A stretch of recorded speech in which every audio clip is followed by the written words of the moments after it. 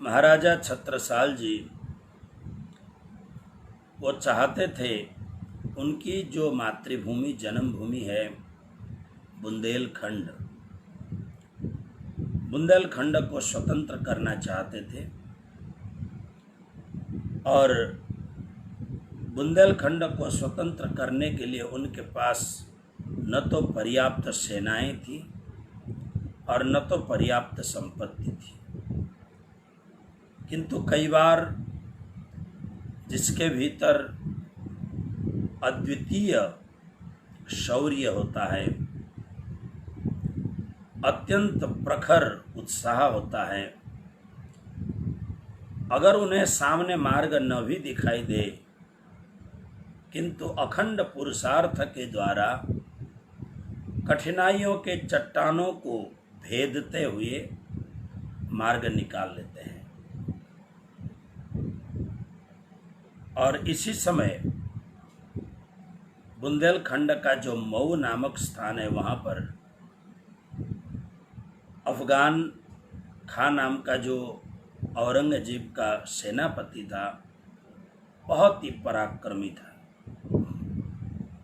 औरंगजेब ने देखा कि बहुत लोग औरंगजेब छत्रसाल के साथ युद्ध करने जाते हैं, किंतु उनको हार की सामना करनी पड़ती है। छत्रसाल जी के पास पर्याप्त संसाधन न होते हुए भी शौर्य, पराक्रम और पहाड़ियों में छिप करके गुरिल्ला युद्ध करने की उनकी जो चंचलता, उनकी जो चतुरता थी, उसके कारण वो हार जाते थे बार बार। आज जब अफगान खां को भेजा, उसने पूरे मऊ को घेर लिया। छत्रसाल जी के पास बिल्कुल साधन सामग्रियां कम हैं, किंतु इन क्षत्रियों को पता नहीं उनकी वीर माता क्या पिलाती हैं। उनके वात्सल्य स्तन की धारा में, दुग्ध धारा में वो कौन सा पदार्थ है जिसको पीने के बाद में क्षत्रिय बालक सिर कट जाएगा, उसके लिए परवाह नहीं करते हैं, किंतु अपने आन बान शान के लिए, अपनी संस्कृति के लिए, अपने देश के लिए, अपनी मातृभूमि के लिए, अपने स्वजनों के लिए, अपने आप को बलिदान करने के लिए जरा भी हिचकिचाते नहीं हैं। इसीलिए महाराजा छत्रसाल जी भी प्रण कर चुके थे, आजीवन या तो अपनी मातृभूमि को स्वतंत्र करेंगे, नहीं तो लड़ते लड़ते प्राण दे देंगे। कार्यम वा साधयम देहम वा पातयम। इसलिए इसी समय रामनगर में देवकर्ण भाई, जो छत्रसाल जी के भतीजे थे, किसी कारणवश वर्षों से रामनगर आकर के रहते थे। देवकर्ण भाई के साथ मुलाकात होने के पश्चात श्री प्राणनाथ जी महाराज के सार गर्भित दिव्य चर्चा को, शौर्य और पराक्रम से भरे हुए मातृभूमि के लिए एक मोटिवेशन वाला, जीवन को उत्साहित करने वाला, पराक्रम पूर्ण, उनके शौर्य पूर्ण तेजस्वी प्रवचनों को सुन करके देवकर्ण का अंतर जाग उठा। तारतम तो लिया ही, पूरे परिवार के साथ में सद्गुरु की शरणागति प्राप्त करके श्री कृष्ण प्रणामी धर्म में देवकर्ण भाई सहित कई लोग वहाँ पे जागृत हुए, दाखिल हुए धर्म में। किंतु देवकर्ण भाई ने जब सद्गुरु को कहा, सद्गुरु को लगा हो न हो, मेरे सद्गुरु जिस शाकुंडल को जगाने की बात करते थे, यही छत्रसाल हो सकता है, क्योंकि इसका नाम सुनते ही मुझे रोमांच हो आया। इसका नाम सुनते ही मेरे भीतर एक बिजली सी कौंध गई, कुछ तो है इसके साथ मेरा संपर्क।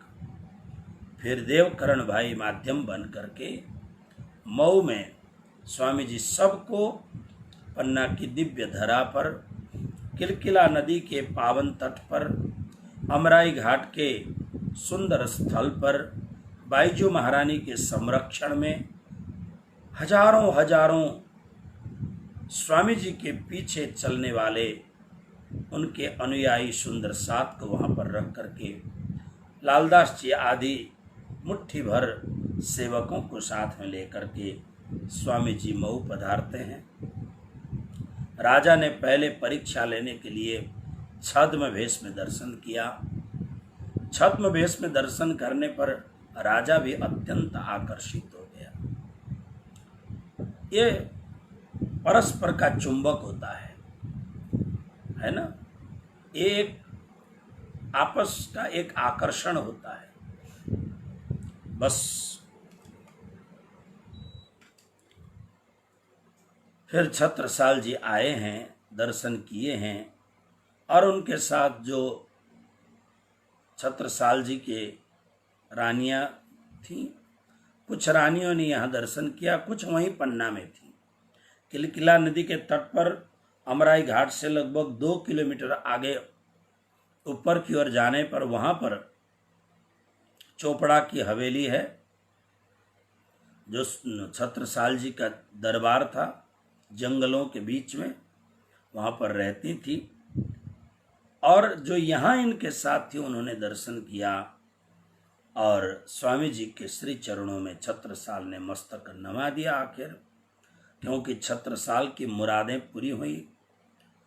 बहुप्रतीक्षित इनकी जो तीव्र लालसा पूर्ण एक खोजी थी, कोई बुद्ध नाम के व्यक्ति आएंगे, निष्कलंक बुद्धावतार, 12 साल से जिनके चांदी के सिक्के को रख करके प्रतीक्षा कर रहे थे, उनकी यह मुरादें, उनकी यह भावना आज पूरी हो गई। और उसी समय उनके सेनापति जो सैनिक थे, उन सब ने कहा कि हम अफगान खां से घिरे हुए हैं, अगर इनकी कृपा हो जाए, क्योंकि चमत्कार को नमस्कार सब लोग करते हैं। छत्रसाल तो कवि थे, तत्ववेत्ता थे, उन्हें तो देखते ही पता लग गया कि ये कोई अलौकिक व्यक्ति हैं, किंतु उनके सेनापति और सेनाओं को सदगुरु महाराज ने आशीर्वाद दिया। राजा छत्रसाल को सिर में रुमाल उड़ा दिया, हाथ में तलवार भेंट दी और कहा, जाओ, तुम हमेशा विजयी बनोगे। एक महान सदगुरु का, एक समर्थ सदगुरु का आशीर्वाद पाने के बाद में अगर शिष्य में जरा भी संकोच न हो, संशय ना हो, तो परमात्मा जो नहीं कर सकते हैं वो सदगुरु कर सकते हैं। अनेक अनेक महापुरुषों ने सदगुरु की महिमा के विषय में अनेक बातें कही हैं। अब इसके पश्चात स्वामी श्री प्राणनाथ जी महाराज छत्रसाल को आशीर्वाद दे करके और वापस आने की तैयारी करते हैं। आइए हम 2-4 चौपाइयाँ यहाँ पर दोहराते हैं। स्नेह सखी कृत लीलारस सागर नामक इस दिव्य ग्रंथ की चौपाइयाँ हम भाव और प्रेम पूर्वक श्रवण करें। या समय लोक लश्कर के जेते, मागन लगे माज जाते ते, जो अब के फत्ते पावे वाही, तो यही धनी हमारे आही। जो मैंने बात की, छत्रसाल जी के सेनापति और सैनिक माजजा यानी चमत्कार, उनको पता था हम किसी भी हालत में नहीं जीत सकते हैं, लेकिन स्वामी जी को देखने पर इनके भीतर एक भरोसा जाग गया। अगर हमें एक कृपा करें, आज हम अफगान खां से फतेह प्राप्त करें, जीत हासिल करें, तो हम इनके चरणों में समर्पित हो जाएंगे। जब उतथे फतेह करके आए, लोक सबन में आनंद पाए, घर आए जब श्री महाराज, कहीं बिना राज न होए काज। और वास्तव में एक अलौकिक चमत्कार की घटना घटी। कल ये बात आपसे निवेदन किया, अफगान खां स्वयं भी बड़ा पराक्रमी था और बहुत सारी छत्रसाल जी से 10 गुना ज्यादा सैनिक अफगान खां के साथ थे। और संसाधन की बात ही क्या करना, दिल्ली के सम्राट का वो सेनापति था, संसाधनों की कोई कमी नहीं थी। लेकिन इतना होने के बाद में भी सैनिक की छोटी सी टुकड़ी, संसाधन बिल्कुल अभाव, और इसके बीच में छत्रसाल का शौर्य, छत्रसाल के सैनिकों के भीतर महामती स्वामी श्री प्राणनाथ जी महाराज के आशीर्वाद का अलौकिक चमत्कार और सदगुरु महाराज का छत्रसाल के सिर के ऊपर रुमाल के माध्यम से संपूर्ण आशीर्वाद, बस इसने चमत्कार दिखाया। अफगान खां हार गया और अफगान खां को मुंह की खानी पड़ी।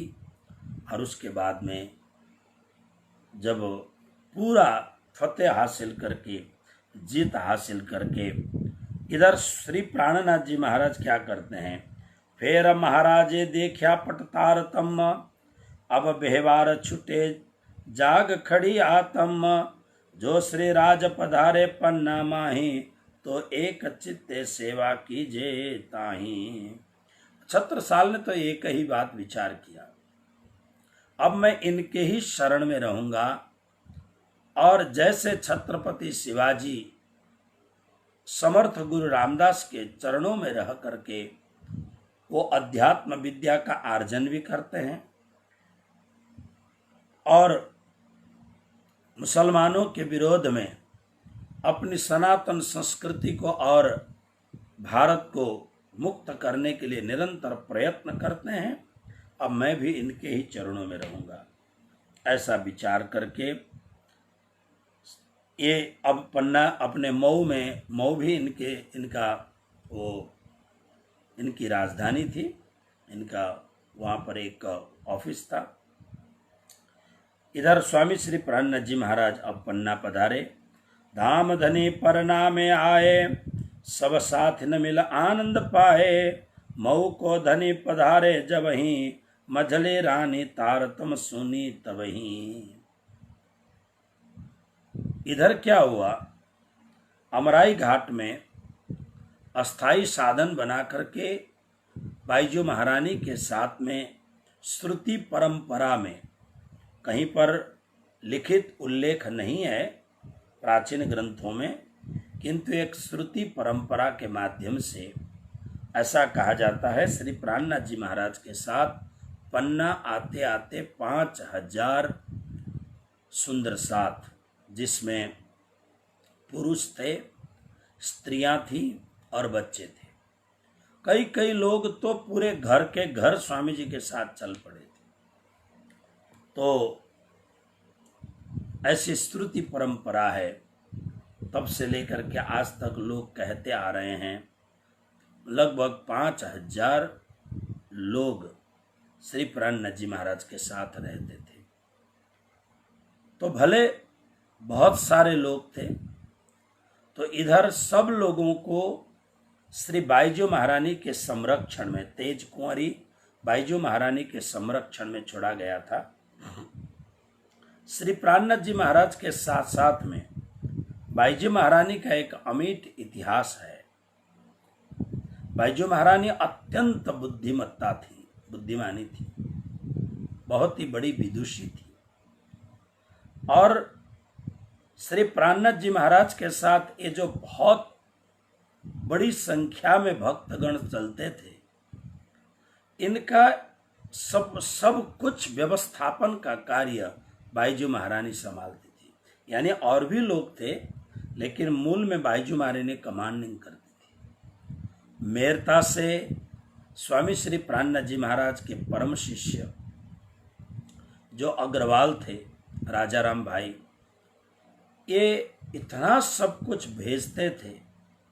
उन सब संपूर्ण सामग्रियों को, जिसमें कपड़े हैं, ओढ़ने बिछाने के साधन हैं, पैसा रुपया है, अन्न वगैरह हैं, बहुत कुछ साधन होते थे, उन सब को व्यवस्था करना, और इतनी संख्या में सुंदर साथ साथ में चल रहे हैं, तो इतनी संख्या के लोगों में कितनी अनबन होता है, कैसा होता है डे टू डे का उनका सवेरे उठने से लेकर के फिर उनके स्नान वगैरह की व्यवस्था, उनको कपड़े लत्ते की व्यवस्था, और उनको पूरी तरह से तीनों समय भोजन प्रसाद की व्यवस्था, और इन सब लोगों को पानी पीना, दवा दारू, ये सब एक सामान्य बात नहीं है।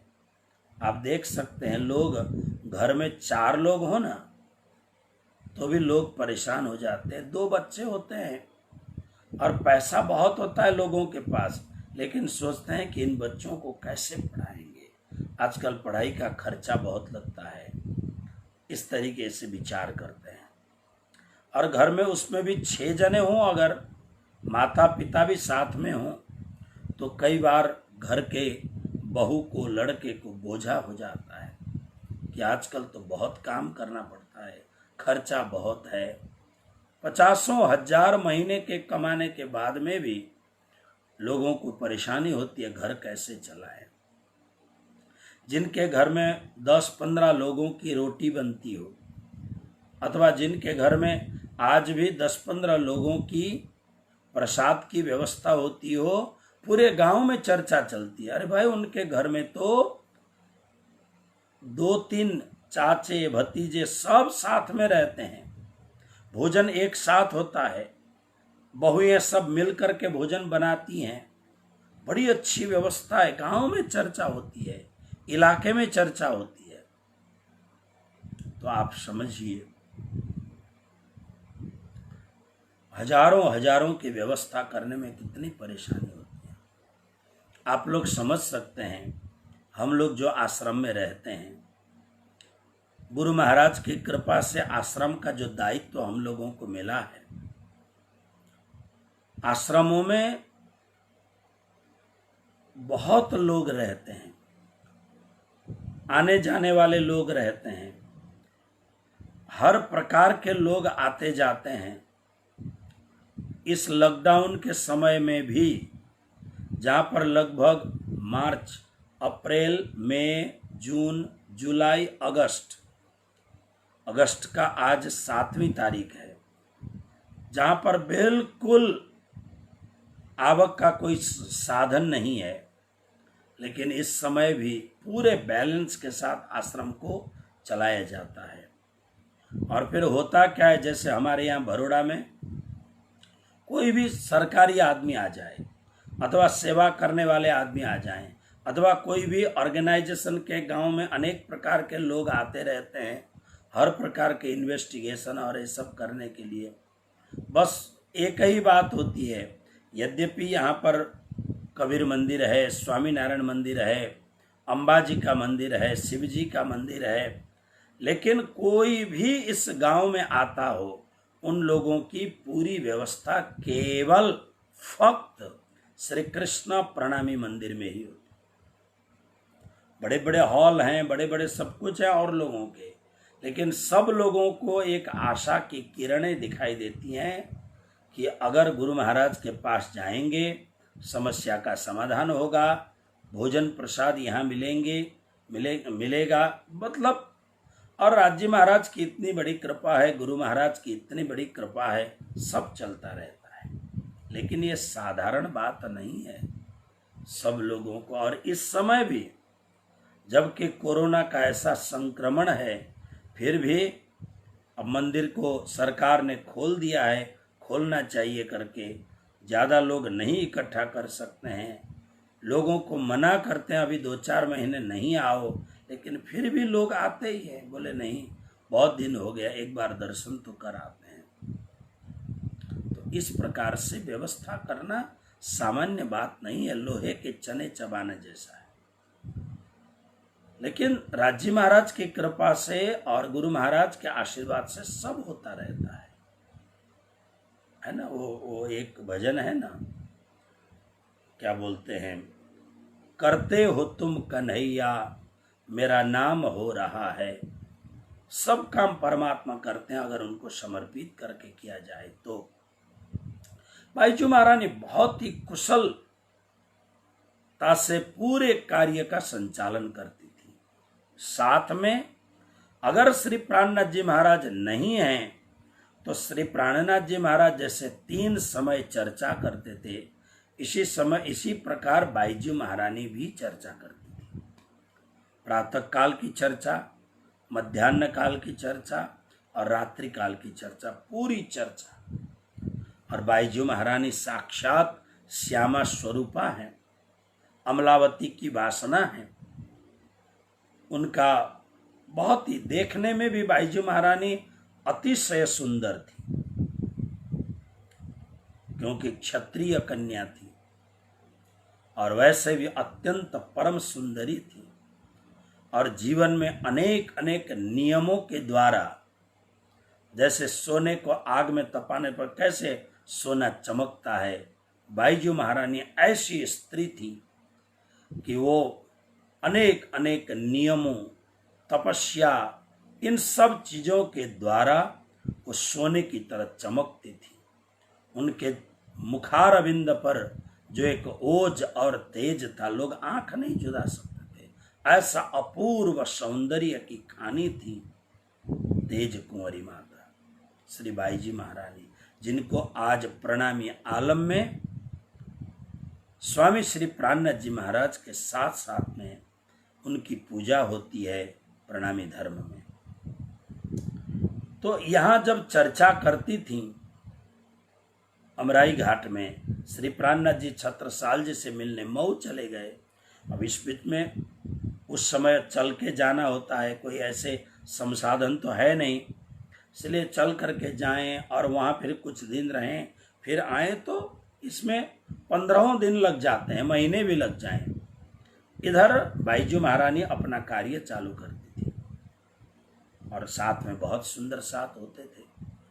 तो जब श्री बाईजी महारानी चर्चा करने लग गई, धीरे धीरे पन्ना नगरी में एक बात फैल गई कि ऐसी दिव्य चर्चा, एक तो मंच पर बैठी हुई हैं, मानो साक्षात सरस्वती आकर के बैठी हूँ, साक्षात ब्रह्म विद्या ही आकर के बैठी हूँ, शरीर से, तेजस्विता से, और वाग्धारा जब निकलती है तो ऐसे कि मानो शब्द अपने आप चयनित होकर के बाईजी महारानी के मुखारविंद से मानो सरस्वती प्रकट होकर के प्रवाहित होती हूँ, ऐसा लगता था।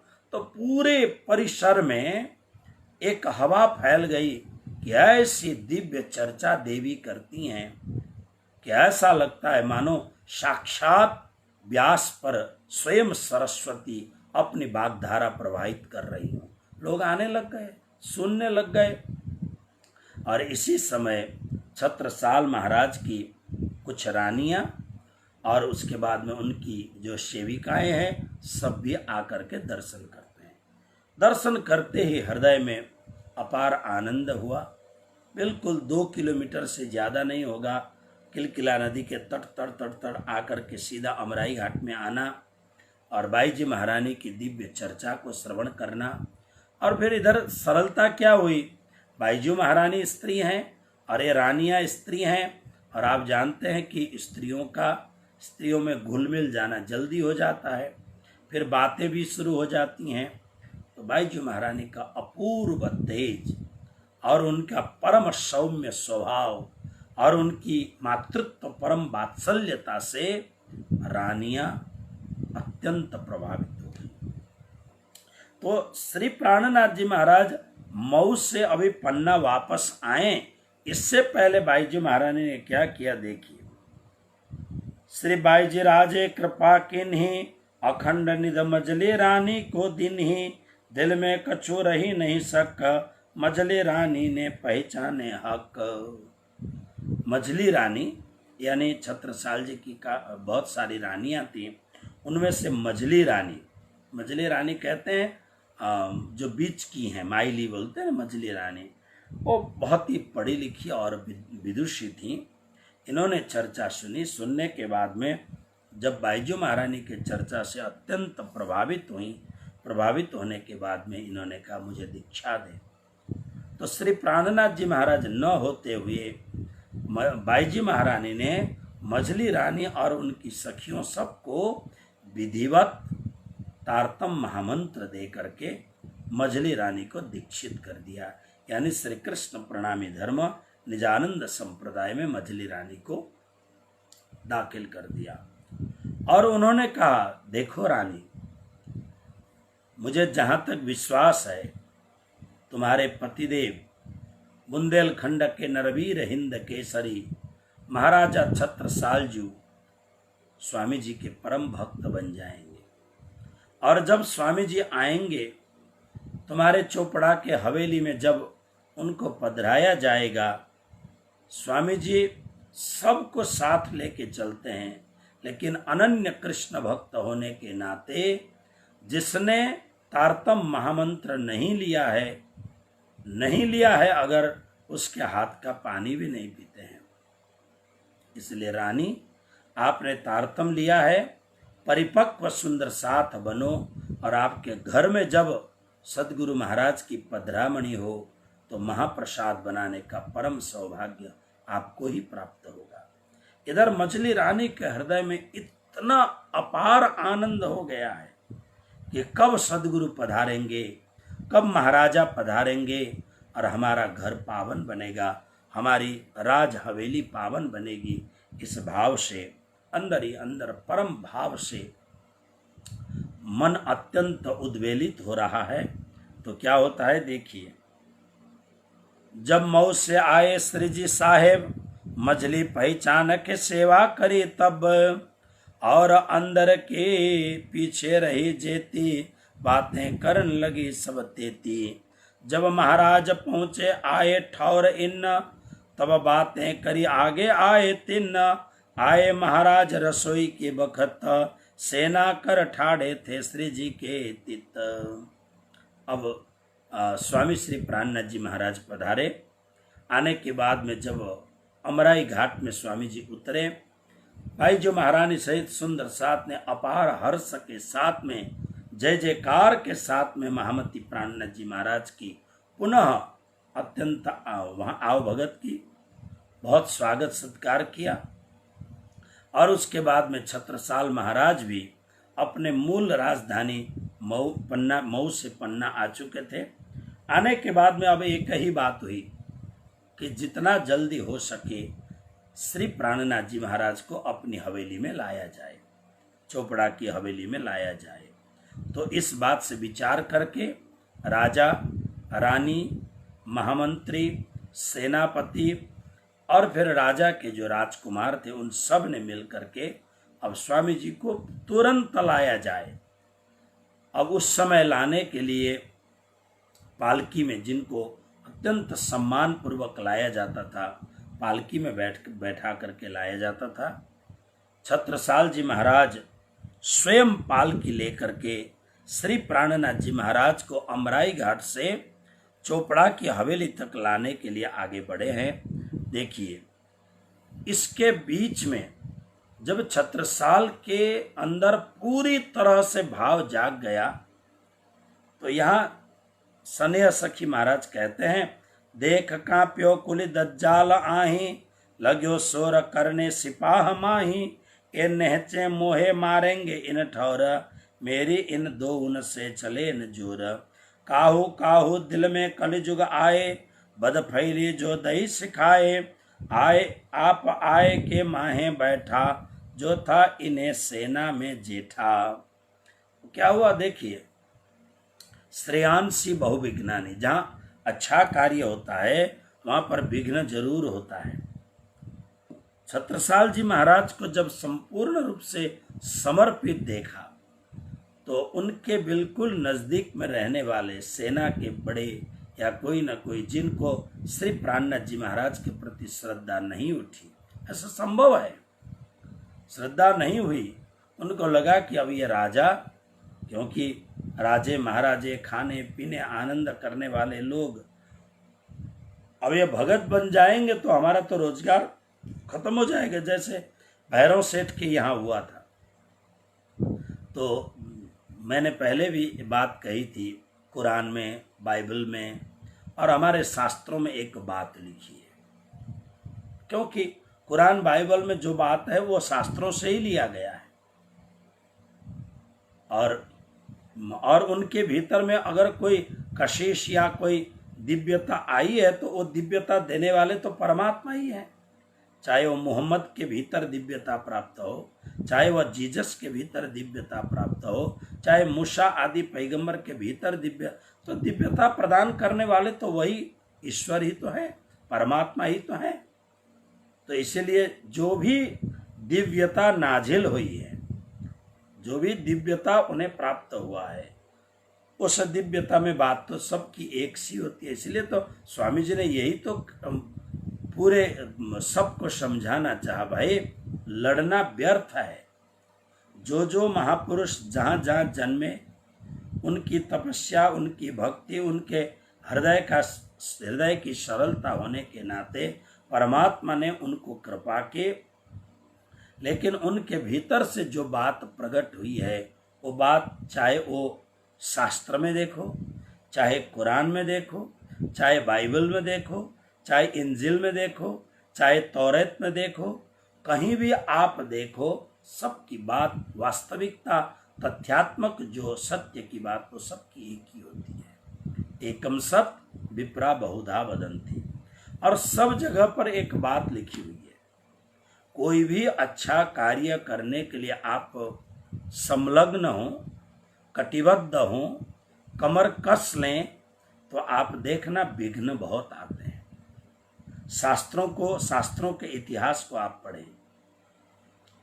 विश्वामित्र जी अयोध्या गए, दशरथ जी ने बहुमान किया, सम्मान किया, और दशरथ जी ने कहा कि आप ऋषिवर, आप आए, हमारा सौभाग्य है, लेकिन विशेष कोई मेरे लिए सेवा लेके आए हों तो मैं सेवा में हाजिर हूँ। तो विश्वामित्र ऋषि ने देखा राजा दशरथ बुढ़ापे में संतान की प्राप्ति हुई है, और वह भी राम जैसे भगवान प्राप्त हुए हैं, है ना।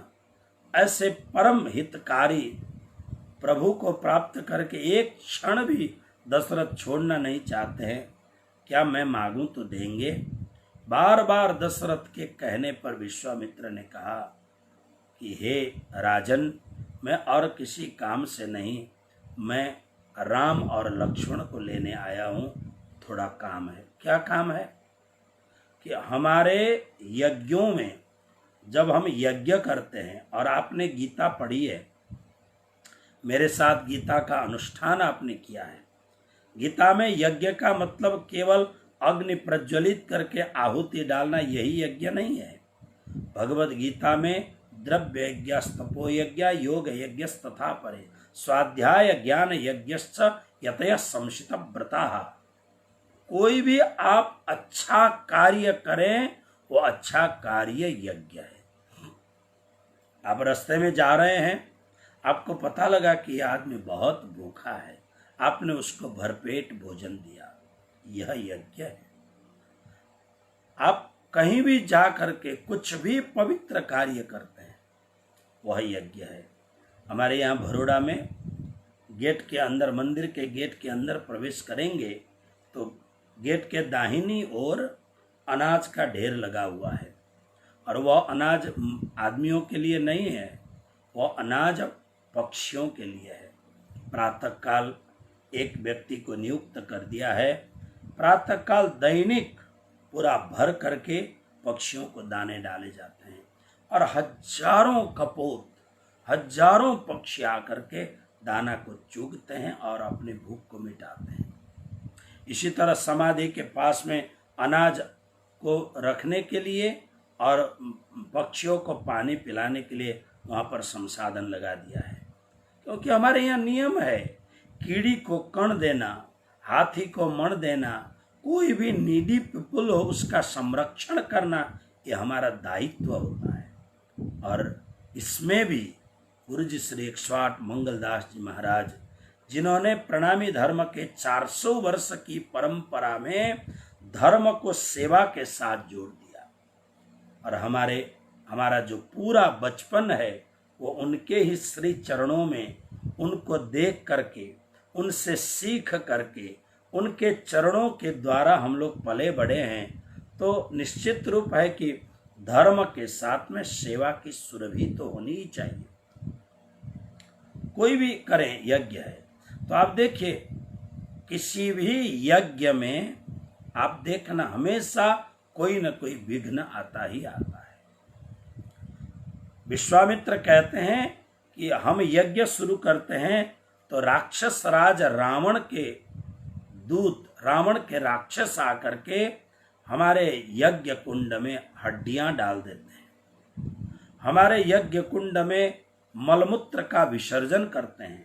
ध्यान रखना, विश्वामित्र स्वयं एक बहुत बड़े राजा है, उन्होंने तपस्या करके ब्रह्मर्षिपन को पाया है, ऋषि बने हैं, उन्होंने हथियार छोड़ दिया है, लेकिन तपस्या के बाद में उनमें इतना सामर्थ्य था कि उन्होंने त्रिशंकु नाम के एक राजा को स्वर्ग में भेज दिया, तो स्वर्ग से निकाल दिया इंद्र ने, तो बीच में अंतरिक्ष में नया स्वर्ग बना दिया उन्होंने। इतना बलवान भी और महान तपस्वी, लेकिन सोचा नहीं अपनी तपस्या को इन राक्षसों के लिए खर्च नहीं करना है, ये तो मानव जाति के उद्धार के लिए काम करना चाहिए। और प्रभु राम आए हैं वो इसलिए तो आए हैं, परित्राणाय साधूनाम विनाशाय च दुष्कृताम धर्म संस्थापनार्थाय संभवामि युगे युगे। जब जब होई धर्म की हानि बाढ़ई असुर अधम खल कामी तब तब धरे प्रभु मनुज शरीरा। परमात्मा आए हैं तो निश्चित रूप से इन्हीं विघ्न बाधाओं को हरने के लिए आए हैं। तो देखिए, जब भी यज्ञ हुआ करता था कोई न कोई राक्षस, कोई न कोई दज्जाल आ जाते थे कहीं भी। आप देखना, आप स्वयं विचार करो कि बहुत सारे हमारे प्रिय लोग नित्य गीता का श्रवण करते हैं, लेकिन बीच में कभी एक आध दिन नहीं देखता हूँ तो मुझे लिखते हैं एक आध दिन के बाद, गुरुदेव कि 2 दिन 3 दिन लाइव में नहीं रह पाए हैं, लेकिन हम पुनः सुनेंगे। कोई न कोई आ जाता है, कोई न कुछ विघ्न आ जाता है। श्रेयांशी भोग स्वामी श्री प्राणनाथ जी महाराज के चरणों में छत्रसाल बलिहारी हो गए, लेकिन लोगों ने छत्रसाल जी को प्राणनाथ जी से अलग करने के लिए बहुत सारी युक्तियां दी, बहुत सारी बातें कही, लेकिन छत्रसाल जी टस से मस नहीं हुए। और यहाँ जब वो आने के बाद में डगावने महाराज को आही बहुत जोर किन्हो इन ठाई पर ना भय राज तरफ दलगीर सदा खुशहाल रहे सुरधीर। बिल्कुल दलगीर श्री प्राणनाथ जी के प्रति बिल्कुल उनकी अनास्था नहीं रही, और ज्यादा आस्था बढ़ी। हिम्मत पर्वत सिंह और शाहरूप नारायण दास सकत सिंह अनूप और ईमान ल्याया दुर्ग भान जगत सिंह दौड़या ले ईमान। ये सब छत्रसाल जी के नजदीक के लोग सदगुरु के चरणों में आए। संवत 1740 भय आही पधारे धनी पन्ना माही सेवा करे तहाँ श्री महाराजे मैं क्यों कर कहूँ इन जुबा से। संवत 1740 में पन्ना की पावन धरा पर सदगुरु महाराज पधारे। बहुत सारे जो फेसबुक में आप लोग प्रवचन सुनने वाले मेरे नए श्रोता बहुत हैं, तो आप लोग बिल्कुल धैर्य बना के रखिएगा। जब ये लॉकडाउन का सिस्टम हट जाए, कोविड-19 की भयंकर यह दुर्दशा की व्यवस्था ठीक हो जाए, तो हम लोग पन्ना भी जाएंगे, आपको लेकर के हम जाएंगे पन्ना में।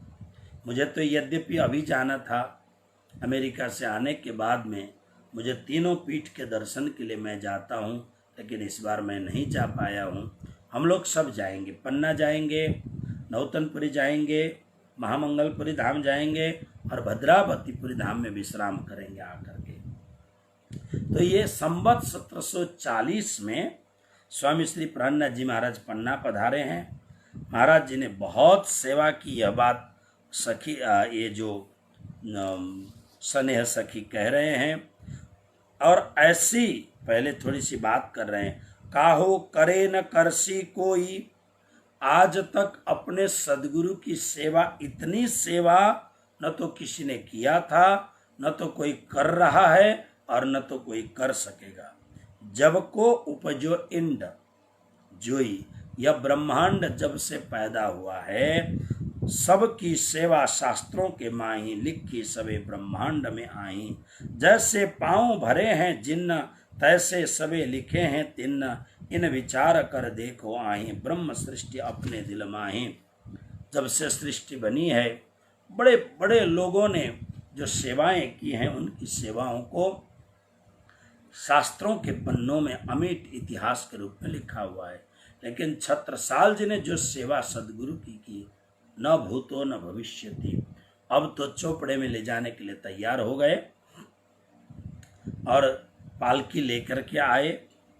सदगुरु महाराज को उठा करके ले जाने के लिए पालकी लाए, निवेदन किया। सुंदर साथ का एक जमात पहले से ही जा करके पूरी तैयारी में लगे हुए हैं। और जब पालकी में साक्षात धामधनी स्वरूप सदगुरु महामती स्वामी श्री प्राणनाथ जी महाराज पालकी में विराजमान हुए, तो पालकी उठाए कौन? अब देखिए, स्वयं राजा छत्रसाल सदगुरु महाराज के पालकी का एक 4 जने चाहिए उसको उठाने के लिए कम से कम, तो एक पालकी का एक जो आगे का हिस्सा है उसमें स्वयं छत्रसाल जी अपना कंधा लगाते हैं।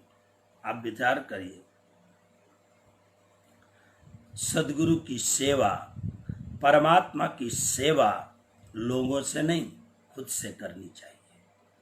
जितनी सेवा आप खुद करेंगे वही सर्वोत्तम सेवा है। श्रीमद् भागवत के 9वें स्कंद में राजा अम्बरीश की कथा आती है।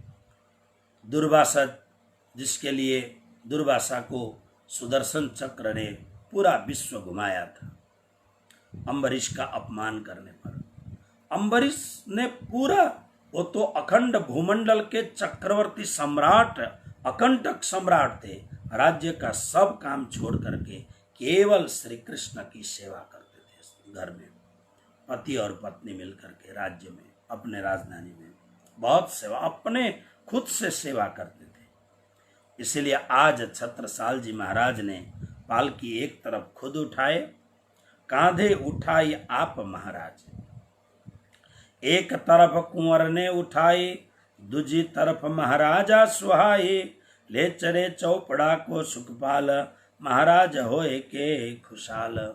एक तरफ स्वयं प्राणनाथ जी ने उठाया, छत्रसाल जी ने उठाया प्राणनाथ जी को, फिर कुंवर यानी महाराज के लड़कों ने, और जो यहाँ और लोग थे जो विशिष्ट लोग, उन्होंने प्राणनाथ जी को अपने कंधे पर उठाया और उठा करके अब जय जयकार के साथ में, अब सुंदर साथ की बहुत बड़ी जमात है, तो बहुत सारे सुंदर साथ, कोई आगे कोई पीछे, कोई शंख ध्वनि कर रहा है, कोई बाजे बजा रहे हैं, कोई घंटियां बजा रहे हैं, और बीच बीच में श्री प्राणनाथ प्यारे की जय, कृष्ण कन्हैया लाल की जय, सदगुरु महाराज की जय, निजानंद स्वामी की जय, ऐसे जय जयकार के साथ में देखिए तो यह क्या है। इन इत आनंद भयो अति भारी, भय मगन साथ सब नर नारी, सखे सबे इत मंगल गावे, बाजंत्री बाजंत्र बजावे, पंच शब्द बाजे इत बाजे, दुंदुभि नाद निशान जो गाजे, ताल मृदंग जंत्र बजावे, गायक जन मिल मिल गावे। सब कोई गा रहे हैं और हर प्रकार के बाजे बजा रहे हैं, और बीच बीच में जय जय शब्द सब ही मिल बोले, गावत जस पिया के मुख खोले, हास विनोद होत अति भारी, यह लीला पेग जाऊं बलिहारी। सने सखी जी कहते हैं बीच बीच में इतना गगन भेदी जय जयकार, मानो पूरा आसमान जय जयकार, प्राणनाथ प्यारे के जय जयकार से गूंज उठा हो, ऐसा पूरा आसमान जय जयकार से गूंज उठता है, और आपस में इतना आनंद हो रहा है, जय जयकार और हास विनोद करते हुए आगे जा रहे हैं। और सुखपाल पहुंचा, लय सुखपाल द्वारे धरि आए, श्री महाराज परम सुख पाए, चले आप भीतर को जबहीं, आई मिल के रानी सबहीं। अब सुखपाल यानी पालकी ले जा करके चोपड़ा में पहुंचा करके दरबार के भीतर जाने के लिए जो दरवाजा है, दरवाजे पर सुखपाल को रखा गया। अब जब अंदर ले जाना है तो एक नियम क्या है कि जब सद्गुरु महाराज आते हैं या परमात्मा के लिए कुछ बिछाया जाता है, ताकि जमीन पर नहीं, उस बिछौने के ऊपर अपने श्री चरण को रखते हुए अंदर जाएं। इसको पावड़ा बोलते हैं। नेपाली में क्या बोलते हैं पता नहीं, लेकिन यह गुजरात की परंपरा है, तो इसको पावड़ा बोलते हैं। अब श्री जी महाराज पालकी से उतरने वाले हैं, पावड़ा बिछाना है और सुंदर सुंदर गीत गाए जा रहे हैं। सखी आजनी घड़ी तेरड़िया मणि, हारे सखी आजनी घड़ी तेरड़िया मणि, हारे मारो बालो आब्यानी, बधामणि हो जीरे, बधामणि हो जीरे, आजनी घड़ी तेरड़िया मणि। आज हमारे घर राज पधारे, आनंद आंग अपार रे, धन्य धन्य भाग्य हमारे रे। आज हमारे घर प्राणनाथ पधारे, आनंद आंग अपार रे, धन्य धन्य भाग्य हमारे रे। साज श्रृंगार आरती उतारूं, साज श्रृंगार आरती उतारूं, बोलूं मैं जय जयकार रे, ओ बोलूं मैं जय जयकार रे, बोलूं मैं जय जय। इस तरह से जय जयकार करते हुए सखी आजनी घड़ी छेरड़िया मणि, हारे मारो बालो आब्यानी, बधामणि हो जीरे। बधामणि मतलब हाथ में चावल लेकर के, फूल लेकर के, मोती के दाने लेकर के आज हमारे घर में साक्षात पूर्ण पुरुषोत्तम परब्रह्म परमात्मा मानव स्वरूप में पधारे हैं। इस तरीके से असंख्य जनता, राजा के प्रिय जनता, रानियां, राज परिवार और सुंदर साथ मिलकर के श्री प्राणनाथ जी महाराज की अगवनी यानी स्वागत के लिए तैयार हैं। अब जब सुखपाल से यानी पालकी से उतरने की तैयारी हो गई तो क्या देखते हैं, स्वरूप देख मग्न भई सब कोए, मान्यो दिन सुफल जोए, भीतर जाते द्वार से आही, आनंद बढ़ियो अंग मझली माही।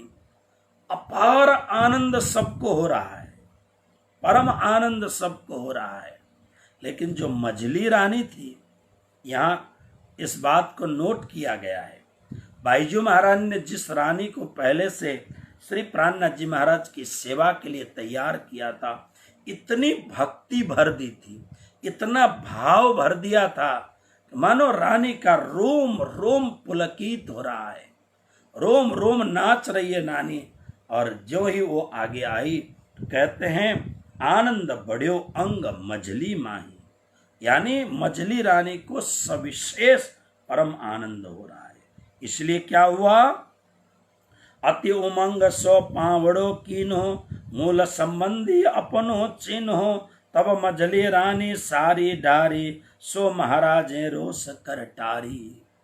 अब होश और किसी को आया नहीं, लेकिन देवियां हैं ना, स्त्रियां बहुत बुद्धिमान होती हैं। जहां पुरुषों की बुद्धि जरा सा डल हो जाती है, वहां देवियों की बुद्धि आगे चलती है। श्री प्राणनाथ जी महाराज सुखपाल से उतरने वाले हैं। राजा आनंद के मारे हृदय फूल रहा, सब लोग जय जयकार कर रहे हैं, नाच रहे हैं, गा रहे हैं, है ना।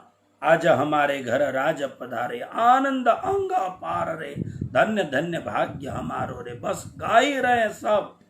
तो रानी ने क्या काम किया, तैयार रखा था नई, बहुत सुंदर, बिल्कुल नई साड़ी, जो अभी प्रयोग नहीं किया था, वो साड़ी श्री जी के चरणों में बिछा।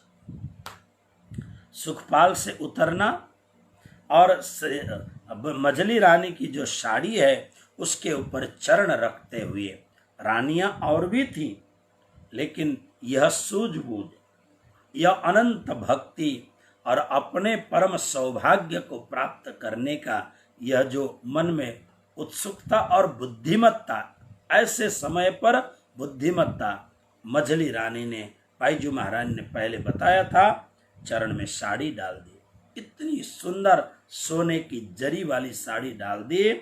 लेकिन क्या हुआ, सो महाराजे रोष ना टारी, रानी ने जब साड़ी बिछा दिया तब राजा को क्लिक हो गया कि सदगुरु के चरण के नीचे तो कुछ बिछाना चाहिए, लेकिन ये रानी मेरे से आगे निकल गई। रोष, थोड़ा सा गुस्सा आया, पुरुष को अहंकार तो होता ही है ना। तुरंत अहंकार के कारण उस साड़ी को उठा करके ऐसे उसके आगे फेंक दिया और अपनी पगड़ी निकाली। देखिए, पुरुष के लिए टोपी का महत्व जानते ही है ना, इसलिए टोपी उत्सव होता है। और इसमें भी जो बड़े बड़े राजे महाराजे हुआ करते थे, इनकी जो सिर में जो पगड़ी है बहुत बड़ी मान्यता है, इसलिए कहते हैं पगड़ी मत उछालना, यानी हमारे हमारे हमारे कुल और कुल को कलंक मत लगाना। राजा ने अपनी परम सुंदर पगड़ी खोल ली, क्योंकि इतना बड़ा उत्सव है तो पगड़ी बांधी थी, बड़ी मोटी पगड़ी बांधी थी, क्योंकि विशेष उत्सव में पहनना ही चाहिए। राजा ने पगड़ी खोली, रानी की साड़ी रानी के ऊपर फेंक दिया और राजा ने पगड़ी बिछा दी। यद्यपि पगड़ी सदगुरु महाराज के लिए जो आसन बनाया था, आसन तक आराम से पहुंच सकती थी पगड़ी, लेकिन बिछाते बिछाते बिछाते जब साड़ी उठा करके छत्रसाल ने फेंक दी, सदगुरु महाराज की वह अनुपम दृष्टि, वह पैनी दृष्टि, वह कृपा से भरी हुई दृष्टि मझली रानी के ऊपर पड़ गई। और ज्यों ही श्री जी की दृष्टि मझली रानी की आंखों में पड़ी, उसी समय सेवा में मेरा सामान प्रयोग नहीं हुआ, अपमान से नहीं, लेकिन सेवा में मेरी साड़ी नहीं लग सकी, इस भाव से रानी के आंखों से गंगा और जमुना की तरह आंखें बर्फ से रो पड़ी। सदगुरु महाराज ने देख लिया, राजा ने पगड़ी बिछा तो दी, बहुत लंबी पगड़ी थी, लेकिन सदगुरु महाराज ने ऐसी कृपा की, सिंहासन पहुंचते पहुंचते पगड़ी छोटी पड़ गई, बिल्कुल छोटी। लेकिन अब सदगुरु महाराज चल चुके हैं, उनके चरण आगे बढ़ रहे हैं, कहाँ खोजेंगे, क्या खोजेंगे। तो जब इतना टूका, मतलब इतना उनकी पगड़ी का जो कपड़ा है वह छोटा पड़ा, तब राजा ने रानी को देखा और देख करके रानी को कहा बिछा दो। रानी, अब आप समझ सकते हैं, पहले बिछाने पर रानी को जितनी खुशी हुई थी, उससे भी ज्यादा रानी को खुशी हुई, मानो साड़ी की जगह पर अपने आप को बिछा दें, ऐसा भावपूर्ण ढंग से मझली रानी ने जब साड़ी बिछा दी, सदगुरु महाराज ने अपने पवित्र चरण उस साड़ी पर जब रखते हैं, मझली रानी की आंखों से खुशी के अविरल आंसू की धाराएं बहने लग गई कि यद्यपि ये पगड़ी वहां तक जा सकती थी, लेकिन मेरी सेवा और मेरी भावना को देख करके मेरे दीन दयालु सदगुरु ने मेरे भाव को कितना सम्मान दिया। इस भाव से गद गद हो करके मझली रानी की आंखें बरबस, प्रेम के आंसू बरबस गिर गए। और सदगुरु महाराज वहाँ पहुँचते हैं और राजा ने हाथ जोड़ करके सदगुरु महाराज को सिंहासन के ऊपर बैठाते हैं। बोलो श्री प्राणनाथ प्यारे की जय। तो शब्द यहाँ प्रयोग करते हैं, देखिए, मेरे आगे हो तो तू क्यों अभी से मेरे आगे होने लग गई। राजा का अहंकार, पुरुष का अहंकार। यों कहे पाग उतारी तबही, क्यों पावड़ो पाग को ताही, यह सम सेवा और कोई नाही। राजा खुश हो गए। पलंग बिच जागा रही कुछ जब, कुछ स्थान रह गया, साड़ी को डार्यो पावड़ो तब, बैठ जाए सिंहासन राज, पूर्ण मनोरथ भये सब काज। अब तो इतना आनंद हो गया। स्वामी श्री प्राणनाथ जी महाराज सिंहासन पर विराजमान हो गए। जय जयकार की गूंज से पूरा ओ पन्ना की धरती गूंज उठी। और यहाँ पर साथ में श्री बाईजी महारानी को आग्रह किया, छत्रसाल जी महाराज और रानियों ने, आप भी विराजमान हो जाएं। तो सब ने मिल करके श्री बाईजी को जोड़े बैठाए, कर स्नेह प्रीत चित्त ल्याए, कहनी में आवे नहीं यह, लाग्यो जुगल स्वरूप सोनेह, अपनो आपा वारी सब दिन हो, तन मन जीव निछावर किन्हो, आरती करी उमंग चित्त धर, राजत सिंहासन सुंदर वर। अब तो सिंहासन में श्री प्राणनाथ जी महाराज मानो साक्षात अक्षरातीत पूर्ण ब्रह्म परमात्मा श्री कृष्ण पधारे हैं। और बगल में श्री बाईजू महारानी मानो साक्षात श्यामा महारानी, श्री प्राणनाथ निज मूल पति, श्री मेहराज सुनाम, तेज कुंवरी श्यामा जुगल को, पल पल करूं प्रणाम। बस श्यामा स्वरूपा श्री बाईजी महारानी विराजमान हो गई हैं। अब आरती की तैयारी हो रही है, लेकिन इससे पहले सदगुरु महाराज ने छत्रसाल को बैठा करके दीक्षा दी। छत्रसाल को बैठाया और बैठा करके लालदास जी को कहा, झोली लेके आओ। स्वामी जी की झोली लेके आए, जो कंठी बांधने की झोली होती है, उसमें से कंठी निकाली। अपार हर्ष के बीच में असंख्य उनके अपने दरबारी, अपने मंत्री, अपने सेनापति, सेना नायक, सेनानी और साथ में रानियां, उनके राजकुमार और महामती स्वामी श्री प्राणनाथ जी महाराज के सुंदर साथ बाईजी महारानी के बीच में। मझली रानी ने पहले ही दीक्षा ले ली है, तैयार है सेवा करने के लिए।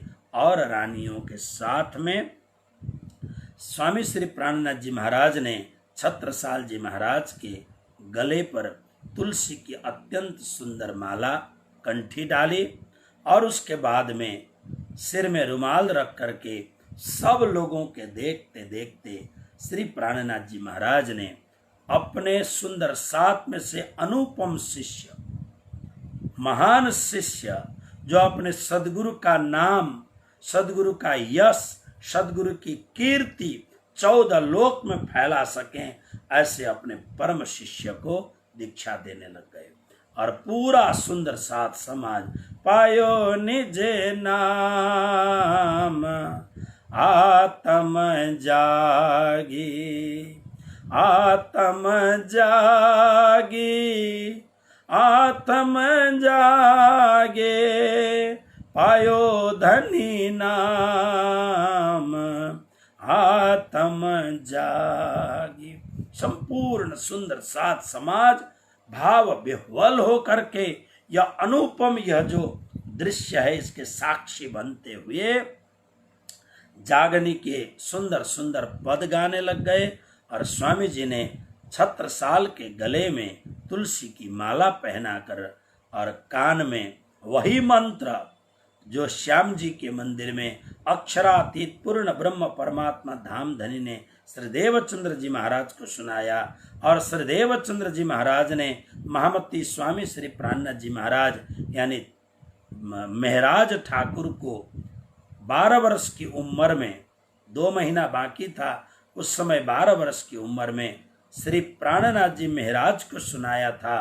और आज वही मंत्र अनंत सुंदर साथ के बीच में स्वामी श्री प्राणनाथ जी महाराज का अपूर्व अलौकिक या परम वीर परम शौर्य का महापुंज इस शिष्य को तारतम मंत्र प्रदान करते हैं। बोलो प्राणनाथ प्यारे की जय, छत्रसाल महाराज की जय। इस प्रकार से जागनी हुई।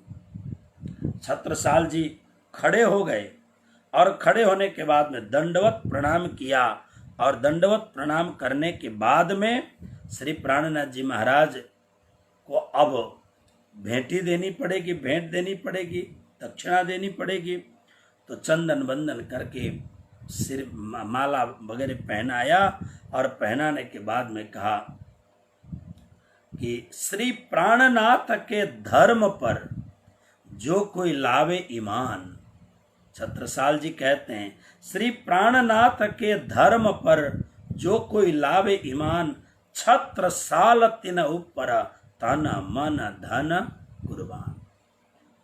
छत्रसाल जी ने दंडवत प्रणाम किया और दंडवत प्रणाम करके जब खड़े हो गए उन्होंने कहा गुरु महाराज, चंदन लगाया, हार पहनाया, विधिवत जो कुछ दक्षिणा में देनी थी, लेकिन उन्होंने कहा गुरुदेव सच्ची दक्षिणा ये है, तन मन धन अर्पण कियो सब तुम पे ब्रजराज, मन भावे सोई करो हाथ तुम्हारे लाज। हे गुरुदेव, आज आपके चरणों में तन माने छत्रसाल का शरीर, मन मेरा जो कुछ भी है वो मन भी, और धन मेरा जो कुछ है सब कुछ आपके चरणों में मैंने निवेदन कर दिया, आपके चरणों में समर्पण कर दिया। ऐसा करके और स्वामी श्री प्राणनाथ जी महाराज ने यही टिका यही पावड़ो यही निछावर आए, श्री प्राणनाथ के चरण पर छत्ता बले बल जाए, तुम साक्षात धन जो सुहाए, अब हम चिन्हे तुम्हें बनाए, करी कृपा मोह पे अपनी जान, मेरे घर आए जीवन प्राण, मेरे घर आए जीवन प्राण। इस प्रकार से श्री प्राणनाथ जी महाराज के चरणों में छत्रसाल बलिहारी जाते हैं और स्वामी श्री प्राणनाथ जी महाराज के चरणों में छत्रसाल ने अपना संपूर्ण जीवन ही मानो कुर्बान कर दिया। इस प्रकार से अब छत्रसाल जी महाराज अब आरती की तैयारी करते हैं और देखिए आरती स्वयं छत्रसाल जी, बड़े कवि थे छत्रसाल, कवि होने के नाते छत्रसाल जी महाराज ने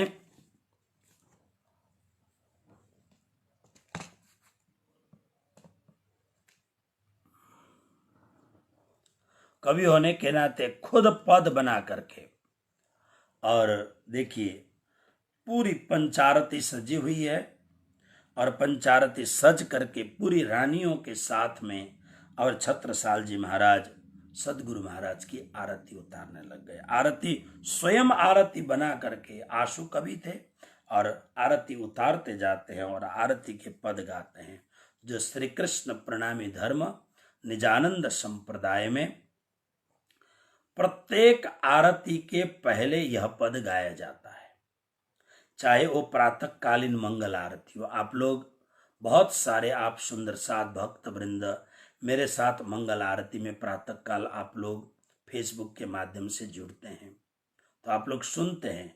मैं थोड़ा सा बोलता हूँ, कभी किसी की सेवा हो तो बोलता हूँ, ऐसे 1 मिनट 2 मिनट बोल करके फिर, तो उस समय जो हम गाते हैं, पहले सुख को निधान गाने से पहले सुख को निधान आप सुनते हैं, सुख को निधान जय जय सुख को निधान श्री मंगल आरती परम निधान।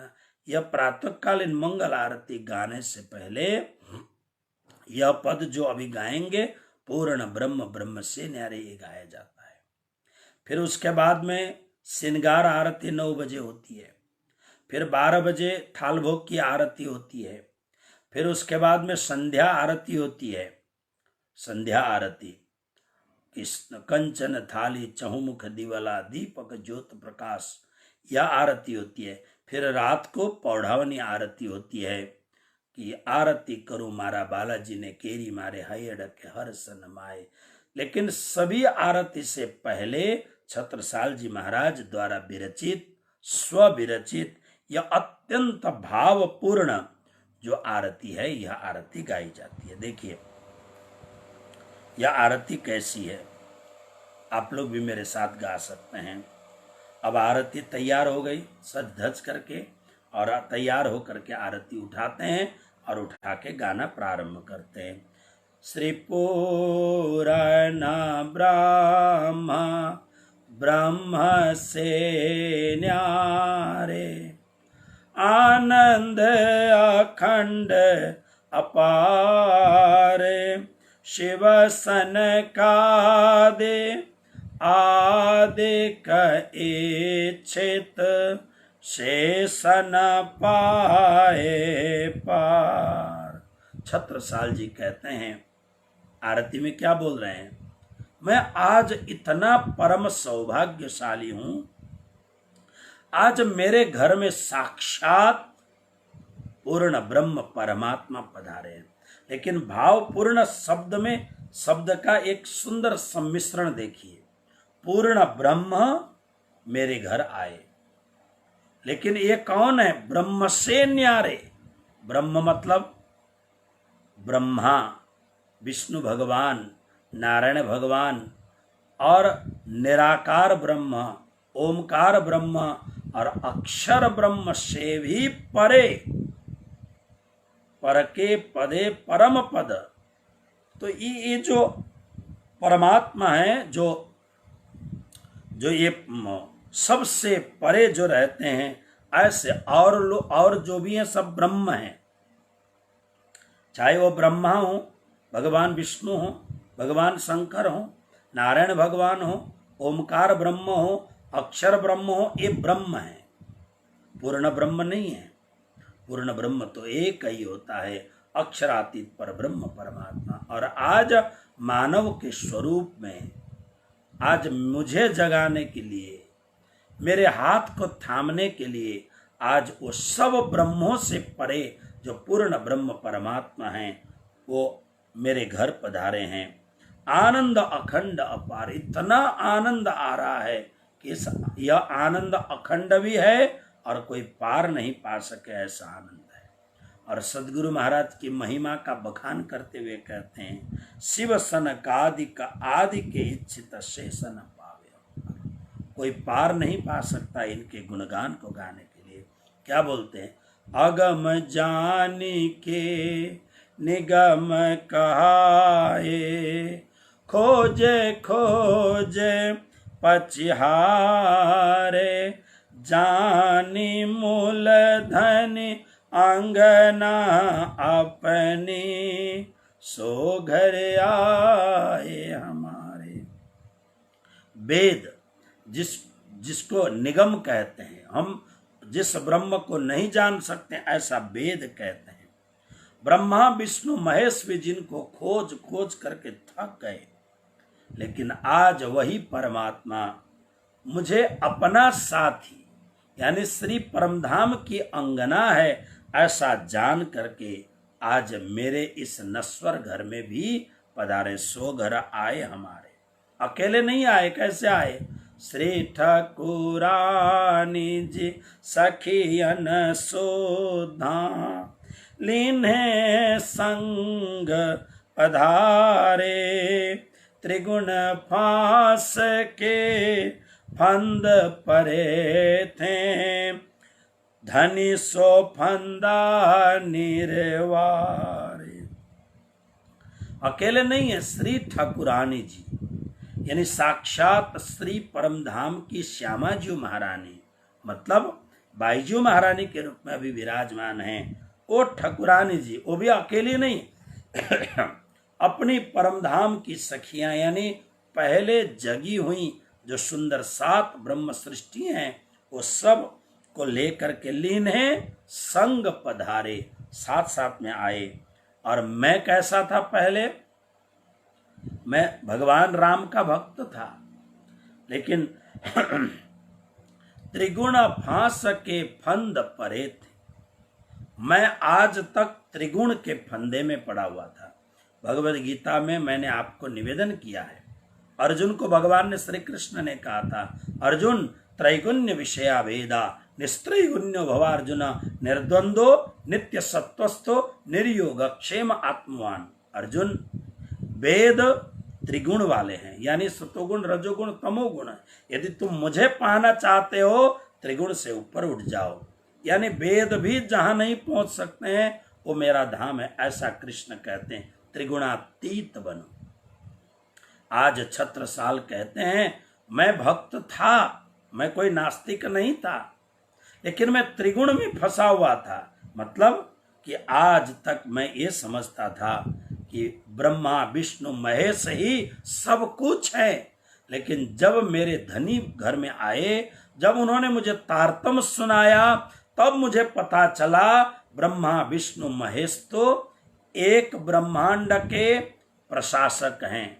अक्षर ब्रह्म के एक पलक में ऐसे करोड़ों ब्रह्मांड होते हैं, करोड़ों ब्रह्मा विष्णु महेश हैं।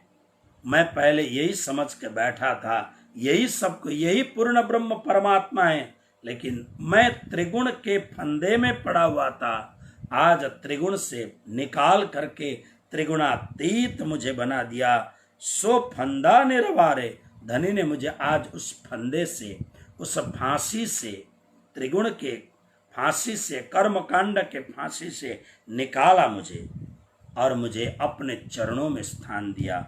ऐसे मेरे सद्गुरु के रूप में पधारे हुए पूर्ण ब्रह्म सच्चिदानंद घन परब्रह्म परमात्मा जो आज जुगल स्वरूप में पधारे हैं, उनके वारी वारी जाऊं मैं अपने पिया पर, शोभा मुख हुन आवे, सिंहासन आसन बैठारे, छत्रसाल गुण गावे। वारी वारी जाऊं मैं अपने पिया पर। मेरे घर में आज साक्षात मेरे प्राण प्रियतम धाम धनी श्री राज्य महाराज श्री प्राणनाथ और बाईजू महारानी के रूप में आए हुए हैं, तो उनके चरणों में वारी वारी जाऊं। वारी वारी जाऊं का अर्थ होता है मैं इनके चरणों में बलिहारी जाता हूं, समर्पित हो जाता हूं मैं अपने पिया पर। आज की शोभा कोई वर्णन नहीं कर, शोभा मुख हूं न आवे। आज की शोभा अपरंपार शोभा है जो ये वर्णन नहीं हो सकता है। आज सिंहासन में बैठा करके यह छत्रसाल आपके गुणों को गा रहा है, छत्रसाल गुण गावे। इस प्रकार से आरती की और आरती के बाद में धनी बिन तुम्हें और देखे जोए, मिसल मातवर नाही सोए, अब तो कछु हमारो नाही, आपा रहो न आप बस आही। आरती करने के बाद में छत्रसाल ने कहा कि गुरु महाराज केवल मैं लोगों की तरह, लोग क्या करते हैं हमेशा जो बाहरी समाज है वो ओम जय जगदीश हरे, प्रभु जय जगदीश हरे, भक्त जनों के संकट क्षण में दूर करे। और इन पंक्तियों में क्या कहते हैं, तन मन धन सब कुछ है तेरा, तेरा तुझको अर्पण, तेरा तुझको समर्पण, क्या लागे मेरा जय जगदीश हरे, ये पद गाते हैं। हे प्रभु, तन भी मेरा आपके चरणों में, लेकिन जब कभी सेवा की जरूरत पड़े तो इतने बहानाबाजी करेंगे। अभी तो लॉकडाउन है, कोरोना लग जाएगा, आने में तकलीफ है, अभी तो बुखार चढ़ा हुआ है, अभी तो कमर दुख रहा है, घर में मेहमान आए हुए हैं। इतने ज्यादा बहानेबाजी आते हैं कि बोल देते हैं कि शरीर आपका है, लेकिन जब जरूरत होती है तो अपने शरीर को बचाना चाहते हैं। मैं इतना बड़ा आदमी, मैं इतना पैसे वाला आदमी, इतना नाम मेरा है, मैं कैसे झुक करके सेवा कर सकता हूं? नहीं नहीं, पैसे का अहंकार, पद प्रतिष्ठा का अहंकार, अहंकार को शास्त्रों ने कहा है सुअर की विष्ठा है। ये क्या? प्रतिष्ठा सुकरी विष्ठा। शास्त्र कहता है कि जो भक्त है वो प्रतिष्ठा को कैसे मानता है? जैसे सुअर की टट्टी है, विष्ठा है, ऐसे जो प्रतिष्ठा में रहते हैं, जिसको अहंकार होता है मैं पैसे वाला हूं, मैं तो पैसा दे सकता हूं, मैं पैसे वाला हूं, झुक नहीं सकता है, वो धिक्कार का पात्र है ना। तो लोग बोलते हैं तन आपका है, लेकिन कहाँ शरीर देते हैं? मन आपका है। और धन भी कहाँ देते हैं? घर में जब पार्टी करते हो तो हजारों हजारों रुपया ऐसे पानी में बहाते हो कि कोई मतलब नहीं, खर्च करो, बैठे हैं ना हम। लेकिन जब धर्म के नाम पर सेवा करने की जरूरत होती है तब 10 बार विचार करते हो, कितना दूं, कितना दूं। गत वर्ष तो दिया था, फिर इस वर्ष भी देना है? मन में कितनी हिचकिचाहट होती है। मैं देखता हूँ लोग आरती में पैसा डालते हैं, जेब से निकालते हैं, उसमें 1000 के नोट होते हैं, 500 के नोट होते हैं, 200 के नोट होते हैं, 100 के नोट होते हैं, 50 के नोट होते हैं। अगर उसमें 5 का नोट हुआ तो 10 का भी नहीं डालेंगे, 5 का डालेंगे। अब बोलते क्या है? तन मन धन सब कुछ है तेरा। बोलना अलग बात है, लेकिन छत्रसाल कहते नहीं गुरुदेव, आज के बाद में यह तन विष की बेलरी, गुरु अमृत की खान, शीश दिए तो गुरु मिले तो भी सस्ता जान। गुरु गोविंद दो खड़े किसके लागों पाए, बलिहारी गुरुदेव की जिन गोविंद दियो बताए। गुरुदेव, आज के बाद में आपका यह जो छत्रसाल शिष्य है, इसका तन भी आपका है, मन भी आपका है, धन भी आपका है। इसके प्रमाण है, मैं कल आपको बताऊंगा। श्री प्राणनाथ जी जब संसार छोड़ के जा रहे थे, अब के 11 वर्ष के बाद में, यानी 40 है 51 में, छत्रसाल नहीं थे, मऊ गए हुए थे। जब लौट के आते हैं तो सदगुरु महाराज का शरीर शांत हो चुका है, तुरंत सिर काटने के लिए तैयार हो गए। ये तन उनका है, अगर वो नहीं रहेंगे, उनके साथ कुछ बात नहीं हो पाई, मुझ अभागे के साथ ये शरीर रखने का कोई मुझे हक नहीं है। तुरंत तलवार निकाली, क्षत्रिय महावीर हैं, सिर काटने को तैयार हो गए। और श्री प्राणनाथ जी महाराज संपूर्ण रूप से संसार से जा चुके थे, पुनः वापस आते हैं और छत्रसाल के हाथ को पकड़ते, क्या कर रहा है तू पागल? मैंने तो ये सारे सुंदर 7 तेरे हाथ में सौंप करके मैं आराम कर रहा हूं, और तू अपने आप को आत्महत्या कर रहा है। छत्रसाल ने कहा था ये शरीर आपका है, और धन तो सब कुछ समर्पण कर दिया। अभी तो क्या था? अभी तो कुछ भी नहीं था। जब धरती हीरा उगलने लगी, जो आपको बातें करेंगे, सब कुछ डाल दिया। तब कहा धनी बिन तुम्हें और देखे जोए, मिसल मातबर नहीं सोए, अब तो कछु हमरो नहीं। हे गुरुदेव, अब हमारा कुछ भी नहीं है, हम भी हमारे नहीं हैं, हम भी आपके हैं। आपा रहो न आप बस आई, अब मेरे बस में कुछ भी नहीं है। मैं संपूर्ण रूप से, क्या बोलते हैं, हम तो दे चुके अपनों शीश, अब जो जानो सो करो बख्शीश। तन मन धन कियो कुर्बान, धाम धन निध अपनो जान। मैंने अपने आप का सब कुछ दे दिया आपको, अपना सिर आपके चरणों में डाल दिया। अब आप जो बख्शिश करेंगे बस वही मेरे लिए प्रसाद होगा।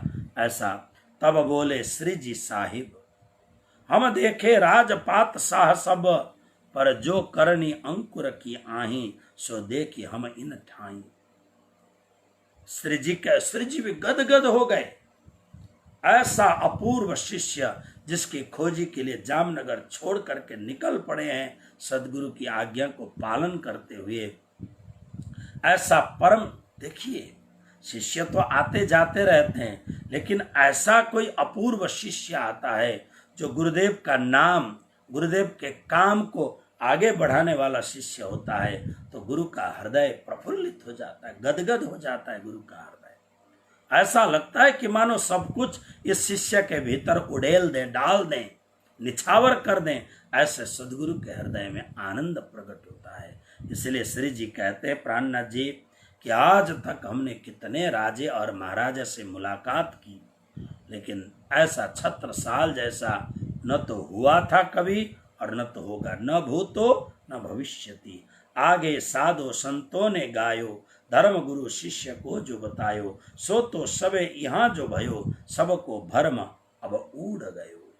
शास्त्रों में, संत वाणियों में गुरु और शिष्य के मिलन की, दिव्य गुरु और परम शिष्य के मिलन के जो दिव्य गीत गाए हैं, साक्षियां गाई हैं, आज ये सब परम सदगुरु श्री प्राणनाथ जी, परम समर्पित शिष्य छत्रसाल की मुलाकात पर शास्त्रों के दिव्य वाणियां और महात्माओं की दिव्य साक्षियां आज सार्थक हो रही हैं। तो बहुत सारी साक्षियों का यहाँ पर वर्णन किया है। पहले दाता हम भये, गुरु को दिन हो शीश, पीछे दाता सदगुरु भये, सब कुछ कीनो बख्शिश। बीतेगा 39 दगेगा 40, तब कोई होशी मर्द मर्द का चेला, नानक गुरु दिखावे साईं, सच सच दी बेला। विजया अभिनंदन बुद्ध जी, ब्रह्म सृष्टि सिरताज, हाथ हुक्म छत्रसाल के, दियो सो अपनो राज। छत्रसाल छत्ता हुआ, कहा सुंदर बाई जोए, आप दिखावत अपनी, कही साकुंडल सोए। साकुंडल शोभा भई, प्रगट भई पहचान, छत्रसाल छत्ता हुआ, छिपे सबे सुल्तान। ऐसे परम सदगुरु और आज शिष्य की मुलाकात हुई है। गुरु भी आनंद से निमग्न हो गए हैं और शिष्य परमानंद से पुलकित होकर के, शब्द आज बौने हो गए, शब्द समाप्त हो गए और छत्रसाल की आंखें, रानियों की आंखें बरबस बरसने लग गई। हृदय के भाव अभिव्यक्त होने लग गए आंखों के माध्यम से। बस इन्हीं भावनाओं के साथ अब कल परसों नरसों हम छत्रसाल जी और प्राणनाथ जी के मिलन की दिव्य चर्चा और छत्रसाल की अगवानी में, छत्रसाल के नेतृत्व में 11 वर्ष तक स्वामी जी की सदगुरु की जो सेवा हुई है, ऐसी सेवा आज तक किसी की नहीं हुई। ऐसी अपूर्व सेवा सदगुरु की है छत्रसाल जी और सुंदर साथ ने। कल की बीतक कथा में आगे की चर्चा की जाएगी। बस इन्हीं भावनाओं के साथ आइए आज के कार्यक्रम को यहाँ विश्राम देते हैं। जय जयकार के साथ में बोलो श्री प्राणनाथ प्यारे की जय।